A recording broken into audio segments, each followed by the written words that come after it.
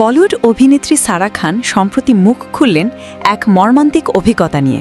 দিল্লির এক অনুষ্ঠানে তিনি আমন্ত্রিত হয়ে গিয়ে পড়েন চরম অপমান ও নিরাপত্তাহীনতার মুখে।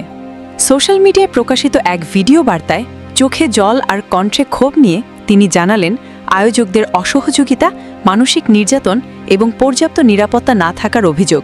তার কথায় ওই রাত যেন এক আতঙ্কের নাম।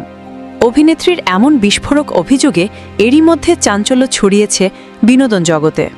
ভারতীয় গণমাধ্যম সূত্রে জানা যায়, ভিডিওটিতে তিনি বলেন, প্রায় 18 বছর ধরে ইন্ডাস্ট্রিতে কাজ করছি। এটি আমার জীবনের সবচেয়ে বাজে অভিজ্ঞতা। সারা আরও বলেন, গত 2 অগাস্ট দিল্লির একটি অনুষ্ঠানে অংশ নিতে যাই, যে শহরকে আমি সবসময় ভালোবেসেছি। তবে এবারের অভিজ্ঞতা ছিল ভিন্ন। ইভেন্টের আয়োজকরা আমাকে কোনো ন্যূনতম সুবিধা বা নিরাপত্তা দেননি। তারা আমাকে না জানিয়ে হোটেল পরিবর্তন করে এমন একটি অজানা জায়গায় বসিয়ে রেখেছিলেন যেখানে আমি কোনো সহায়তাই পাইনি। অভিনেত্রী আরও জানান, যখন তিনি অনুষ্ঠানটি করতে অস্বীকার করেন তখন তার টিমকে হুমকি দেওয়া হয়। বাধ্য হয়ে নিজেকে এবং তার টিমকে রক্ষা করতে তিনি দ্রুত ফ্লাইট বুক করে ফিরে আসেন।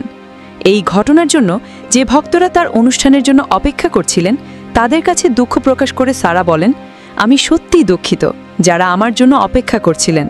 উল্লেখ্য, স্বপ্না বাবুল কা বিদায় সিরিয়ালে সাধনার চরিত্রে অভিনয় করে ব্যাপক জনপ্রিয়তা লাভ করেন সারা খান। এরপর থেকে তিনি একাধিক সিরিয়াল ও রিয়েলিটি শোতে অংশ নিয়েছেন।